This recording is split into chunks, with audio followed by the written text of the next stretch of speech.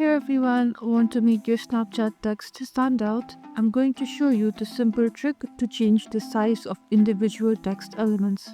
Whether you want to make your text huge or tiny, I'll show you how. Let's get started. First up, open Snapchat and make sure you're logged in. Now go to the chat you want to work with. Start typing your message in the chat box.